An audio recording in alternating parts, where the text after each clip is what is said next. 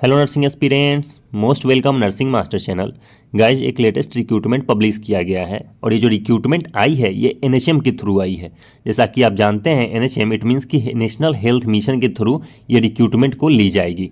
ठीक है, और यहाँ पे जो पोस्ट रखी गई है वो बिल्कुल स्टाफ नर्स की पोस्ट रखी गई है, यानी कि एनएचएम के थ्रू स्टाफ नर्स के अलावा कोई दूसरी पोस्ट नहीं है यहाँ पे। ठीक है, तो इसके बारे में हम डिटेल्स में चर्चा करने वाले हैं ताकि आपको रिक्रूटमेंट फिल करते समय, फॉर्म फिल करते टाइम कोई किसी भी तरीके का कोई प्रॉब्लम ना हो। ठीक है, तो चलिए एक एक चीज़ को हम डिटेल्स में समझते हैं। यहाँ पे क्या दे रखा है देख लीजिएगा आप लोग।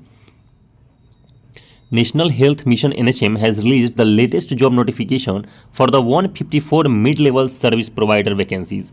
Candidates who possess a GNM, यानी कि यदि आपके पास जीएनएम की डिग्री है, यदि आपने बीएससी नर्सिंग कर रखा है, are eligible to apply for the post. तो बिल्कुल यदि आपने जीएनएम और बीएससी कर रखा है, ठीक है, और कोई भी एक रजिस्टर्ड कॉलेज से कर रखा है, रजिस्टर्ड यूनिवर्सिटी से कर रखा है, और आपके पास किसी भी स्टेट नर्सिंग काउंसिल की यदि सर्टिफिकेट्स हैं, तो बिल्कुल आप इस पोस्ट पे अप्लाई कर सकते हैं। Eligible and interested candidates can apply online before 30 नवंबर, यानी कि गाइज 30 नवंबर से पहले आपको ये अप्लाई करना पड़ेगा, क्योंकि 30 नवंबर इसकी लास्ट डेट रखी गई है। ठीक है, क्योंकि ये वैकेंसीज बहुत रेयर हैं और बहुत कम ही मिलती हैं, इसलिए गाइज इसको बताने में आपको थोड़ा टाइम लग गया, क्योंकि ये पता नहीं चल पाता है, जो छोटी छोटी वैकेंसीज होती हैं वो पता नहीं चल पाता है कहाँ पे आई हुई हैं। बट यहाँ पे पोस्ट बहुत अच्छी खासी रखी गई है स्टाफ नर्स की। ठीक है, आगे हम आपको बताएंगे टोटल कितनी पोस्ट पे यहाँ पे रिक्रूटमेंट होने वाली है। More details like educational qualifications, vacancies details, तो इन सारी चीज़ों पे हम डिस्कस करने वाले हैं कि क्या एजुकेशनल क्राइटेरिया रखा जाएगा, क्या वैकेंसी की डिटेल्स है, क्या एज लिमिट है, क्या पे स्केल होने वाला है, एप्लीकेशन का डेट क्या होने वाला है, और आप इसको कैसे भर पाएंगे। तो चलिए एक एक चीज़ के बारे में हम डिटेल्स में समझ लेते हैं। और गाइज़ यहाँ पे एक मोस्ट इंपॉर्टेंट थिंग कि आपकी जो जॉब की लोकेशन होगी वो केरला में होगी। ठीक है, यानी कि जो पोस्टिंग आपकी होगी वो बिल्कुल केरला में ही होने वाली है। ठीक है, केरला से बाहर आपकी पोस्टिंग नहीं होगी। चलिए तो बाकी देख लेते हैं कि यहाँ पे देख लीजिएगा पोस्ट नेम है, वैकेंसीज और क्वालिफिकेशंस क्या रखी गई हैं, सारी चीज़ों को हम अभी समझेंगे। Mid level service provider post का नेम है, वैकेंसीज है 154, जिसके थ्रू स्टाफ नर्स की पोस्ट पे वैकेंसी लेने वाले हैं। क्वालिफिकेशंस की बात करें तो ये जीएनएम और बीएससी नर्सिंग आप देख सकते हैं, यहाँ पे जीएनएम और बीएससी नर्सिंग की पोस्टिंग है। गाइस यदि आपकी इसकी ऑफिशियल नोटिफिकेशंस चाहिए, यदि आप चाहते हैं कि इसकी ऑफिशियल नोटिफिकेशंस आप खुद से पढ़ सकें, तो हमारे टेलीग्राम चैनल का लिंक दिया हुआ है डिस्क्रिप्शन में, आप ज्वाइन कर लीजिएगा। टेलीग्राम चैनल पे हम पोस्ट करते रहते हैं सारी जितनी भी वैकेंसीज आती हैं इंडिया में, उनकी नोटिफिकेशंस पूरे डिटेल्स के साथ हम वहाँ पे पोस्ट कर देते हैं, ताकि हमारे ऑडियंस को ना लगे कि वो फेक न्यूज़ हम बता रहे हैं आपको। ठीक है, तो बिल्कुल आप इसकी नोटिफिकेशंस को डाउनलोड करके डिस्क्रिप्शन से खुद भी पढ़ सकते हैं। ठीक है, चलिए आगे हम बता देते हैं आपकी एज लिमिट क्या रखी गई है। देख लीजिएगा, एज लिमिट के बाद the candidates age should be below 40 years, यानी कि जो आपकी आयु सीमा रखी गई है, एज लिमिट रखा गया है, वो बिल्कुल 40 साल से कम रखा गया है।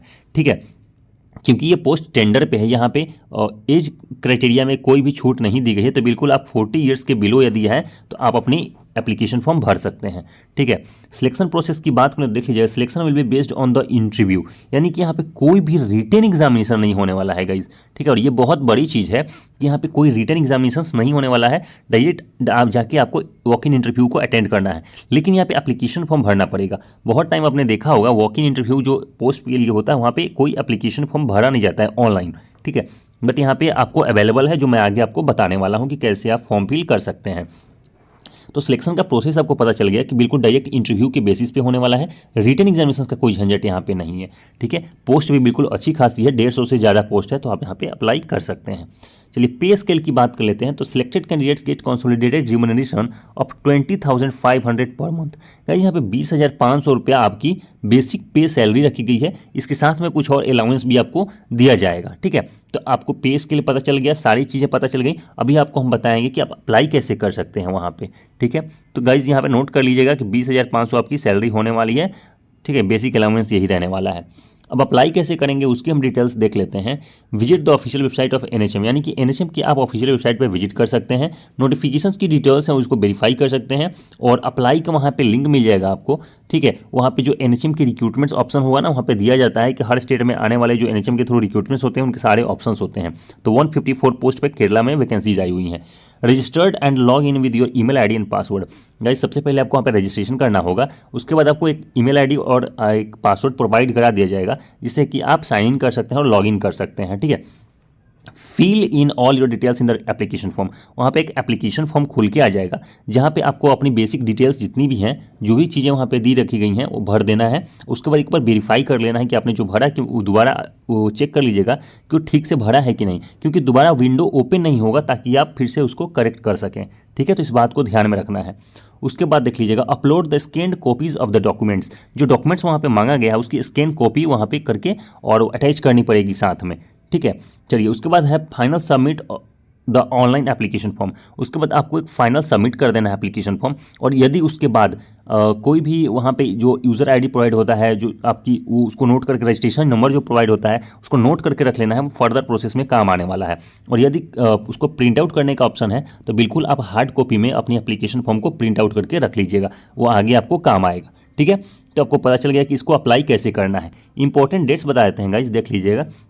जो लास्ट डेट है अप्लाई करने के बाद 30 नवंबर है, और ये बिल्कुल एप्लीकेशन ओपन हो चुका है, सारे लोग भर रहे हैं। तो आपको भी आपसे रिक्वेस्ट है कि आप यदि इंटरेस्टेड कैंडिडेट हैं, भरना चाहते हैं, तो प्लीज़ जाके आप अपनी एप्लीकेशन फॉर्म भर लीजिएगा। ठीक है, 30 नवंबर से पहले पहले आपको अप्लाई करना होगा, इसके बाद आपको मौका नहीं मिलने वाला है इसमें। ठीक है, सारी चीज़ें हो गई। इस वीडियो अच्छी लगी हो तो प्लीज़ लाइक कर दीजिएगा और सब्सक्राइब कर दीजिएगा, ताकि आने वाले टाइम पे जितनी अच्छी अच्छी रिक्रूटमेंट्स हों वो मैं आप तक पहुंचा सकूं। ठीक है गाइज, कोई भी प्रॉब्लम हो आप कमेंट बॉक्स में कमेंट करके हमसे पूछ सकते हैं। इस वीडियो में इतना ही रखते हैं। Thank you so much guys, thank you.